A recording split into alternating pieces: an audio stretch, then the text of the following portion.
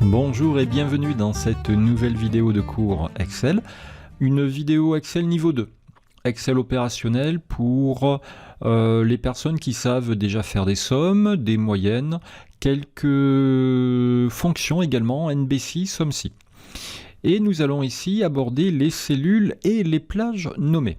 Je suis Philippe Pomarel, formateur en bureautique et infographie depuis 2006. Je propose des vidéos gratuites en ligne et puis également, si vous êtes intéressé, selon vos besoins, je propose des séances à distance de formation ou d'accompagnement sur des bases Access, des tableaux de bord Excel, des présentations PowerPoint, des montages Photoshop, des montages InDesign également. Voilà tout ce qui touche à la bureautique et à l'infographie. Si vous avez des soucis, je suis disponible. Toutes les informations sont dans un lien sous la vidéo. Nous allons ici travailler les cellules et les plages nommées. Alors, c'est un outil d'Excel qui n'est pas indispensable dans les documents. Quel est l'avantage de cet outil? Il va éviter des erreurs et il peut faire gagner du temps. Voilà. Cet outil est aujourd'hui un petit peu moins utilisé. Nous verrons pourquoi dans l'exercice numéro 2, tout à fait à la fin de la vidéo. Alors, on va prendre en main ce fichier qui est disponible en téléchargement sous la vidéo. Alors, voici un tout premier petit tableau à faire. Imaginons que nous revendons des pantoufles, des chaussures, etc. Nous achetons à notre fournisseur les pantoufles en taille 39 à 11,40 € et nous voulons nous faire 50% de marge dessus. On va donc chercher dans un premier temps le prix de vente hors taxe. Eh bien, si j'utilise la méthode la plus académique, la plus classique, la marge, c'est égal le prix d'achat multiplié par mon pourcentage de marge. Et comme cette valeur est en dehors de mon tableau, et comme cette valeur doit être la même sur tous mes prix d'achat, il faut que je la bloque avec F4. Alors, pour certains claviers d'ordinateur portable, F4 ne va pas fonctionner, il faudra faire FN F4. Voilà. Ici, j'ai bien mon adressage absolu. Voilà, ma cellule C5 qui est entourée de $. Parfait. Je peux travailler comme ça et je peux, pour recopier, faire clic-clic. Voilà. Alors, une petite parenthèse, quand vous recopiez, évitez de faire ça. Hein, par pitié, c'est long, c'est fastidieux. Et en plus, vous maintenez vous faites travailler votre poignet en maintenant enfoncer la souris, alors que en faisant clic-clic, c'est carrément plus facile et plus rapide. Ça, c'est la méthode très basique. Et bien maintenant, on va faire autrement. Explication. Au lieu de cliquer dans la cellule C5 dans ma multiplication, je vais mettre un nom sur cette cellule C5. Je vais l'appeler par exemple marge ou taux de marge, peu importe. Pour nommer ma cellule C5, voici une première méthode. Je vais dans formule, je vais dans définir un nom. Une fenêtre s'affiche. Quel nom dois-je donner à cette cellule C5 qui me propose déjà marge parce que c'est écrit à côté? Moi, ça me convient très bien, ou alors je peux l'appeler, je sais pas moi, taux. Par exemple. Attention, ça, ce n'est pas autorisé, car il y a des espaces. Dans ce cas-là, vous pourrez mettre des tirets de bas ou des traits d'union. Ok? À votre convenance. Je vais la nommer par exemple taux marge. Je fais OK. Et ici, je vais faire égal mon prix d'achat multiplié par taux-marge. Encore faut-il que je me souvienne exactement de l'orthographe que j'ai utilisée. Je valide et je clique-clique. Parfait. Ça, c'est une méthode la plus classique. C'est pas du tout celle que moi je ce n'est pas du tout celle, pardon, que je vais vous inviter à travailler. Ça, je supprime. Je veux supprimer la zone que j'ai appelée taux marge et pour ça, je vais dans Formule, gestionnaire de nom. Dans le gestionnaire, vous allez retrouver toutes les plages nommées de votre document. Taux marge fait référence à la cellule C5 bloquée de la feuille cellule et plage nommée. Parfait. Alors ça, je supprime. Toc. Oui, fermé. Vous pouvez éventuellement également modifier la zone de ces plages nommées ou les renommer. Cette cellule, pour la nommer, moi je vais vous inviter à aller directement ici. Ça, c'est pas une zone qu'on utilise très souvent. Parfois, on ne sait même pas à quoi elle sert cette zone.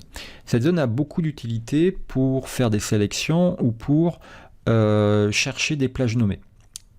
Alors, je clique sur ma cellule C5, je clique ici, j'enlève ça et je vais mettre taux marge et je valide avec entrée.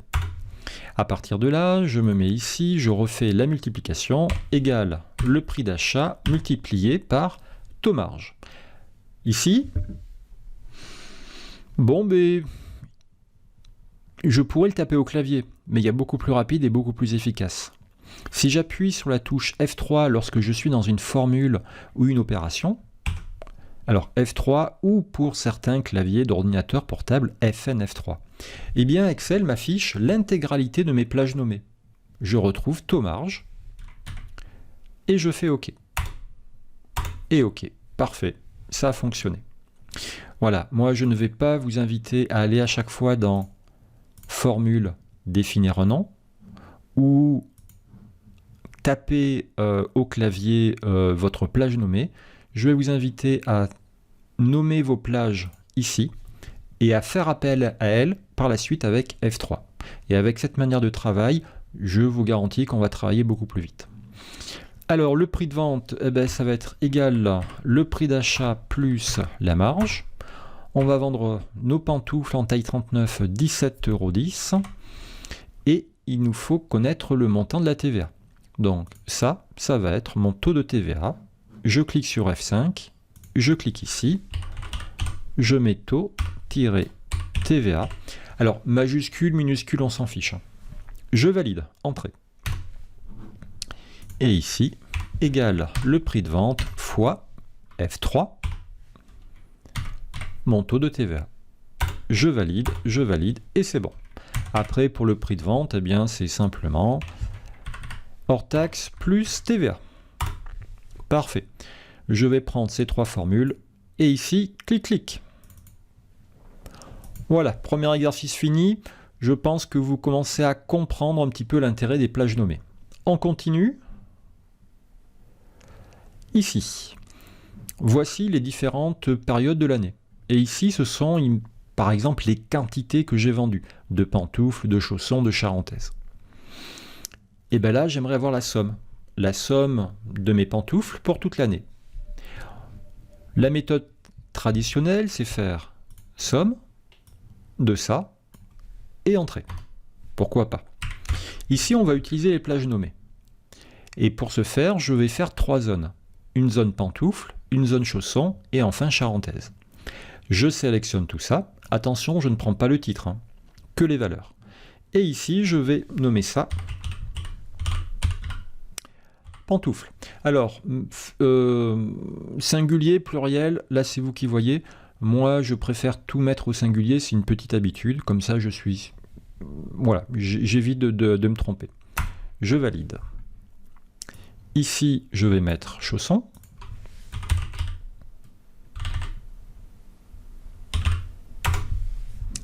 Et ici, je vais mettre charentaise.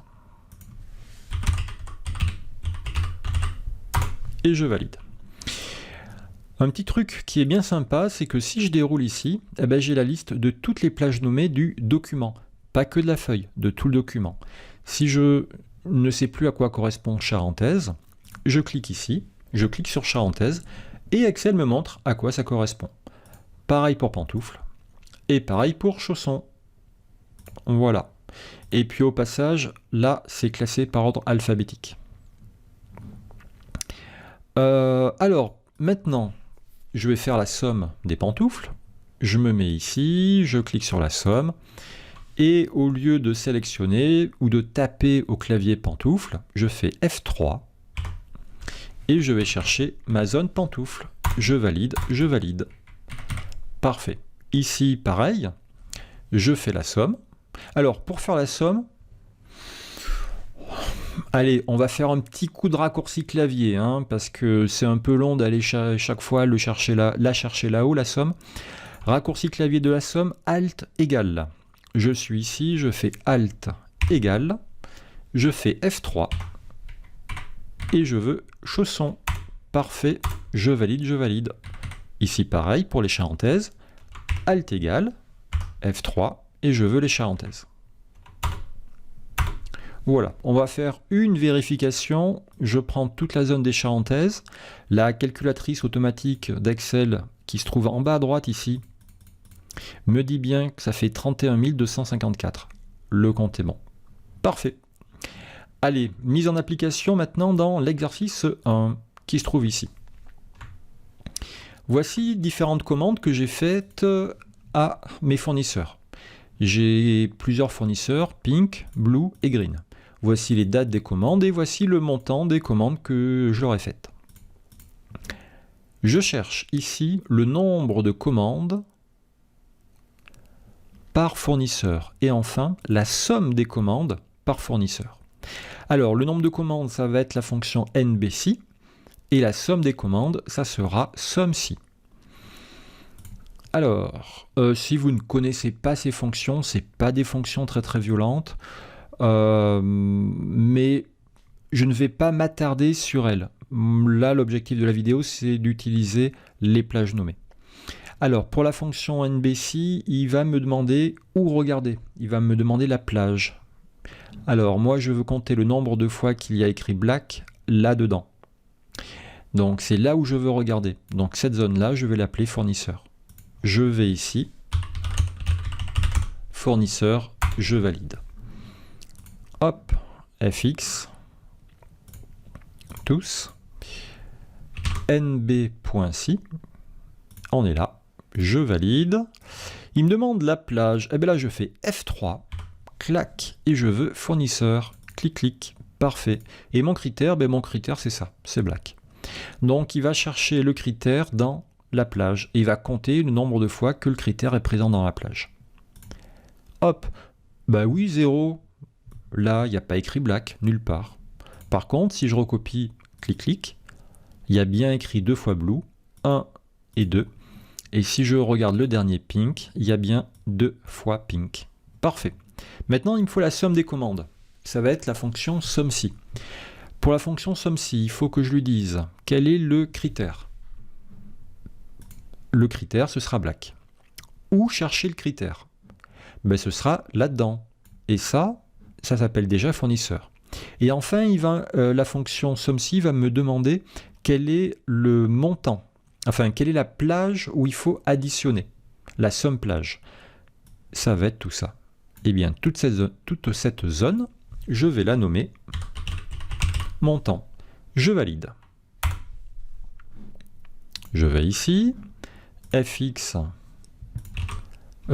SUMC. Toc, SUMC. La plage, eh bien je fais F3, oui. La plage, c'est fournisseur. Mon critère, c'est black. Et la somme plage, F3, c'est montant. Parfait. Je fais OK. Je recopie vers le bas. Et c'est bon. On fait une simple vérification. Allez, pink, 35 000, pink, il n'y a que ces deux-là, je prends ces deux-là. Et en dessous, ici, dans somme, on a bien 35 000. Le compte est bon. Donc là, vous commencez à voir que, eh bien, il y a quand même un petit intérêt à utiliser les plages nommées, hein. Ça permet d'éviter de passer de feuille en feuille à faire des longues sélections. Et les plages nommées sont surtout, enfin moi je m'en sers surtout dans des formules un petit peu costauds, dans des décalés, index, équive, recherche V éventuellement. Là ça peut être fort utile. Les plages nommées peuvent également être utiles dans les listes déroulantes, pas que dans les fonctions ou les opérations. Voici un exemple. Si ici, au lieu d'avoir green, j'aimerais avoir une liste déroulante avec mes 4 fournisseurs, je peux très bien prendre cette zone, ici, nommer ça liste fournisseur, je valide. Et ici, pour faire ma liste déroulante, c'est assez classique, donner validation des données. Autoriser tout, non, je veux autoriser une liste. Et au lieu, en guise de source, de sélectionner mes 4 cellules, je vais faire F3. Et ici, je vais dire que je veux ma liste fournisseur. Je double-clique, je fais OK. Et là, c'est bon. Voilà, c'était une petite parenthèse pour vous dire que ce sont également un outil utile pour les listes déroulantes.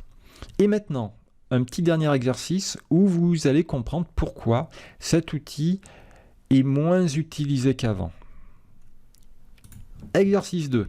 On a exactement le même document. Exactement. Sauf les couleurs ici que j'ai enlevées. Eh bien, je vais refaire à peu près le même boulot,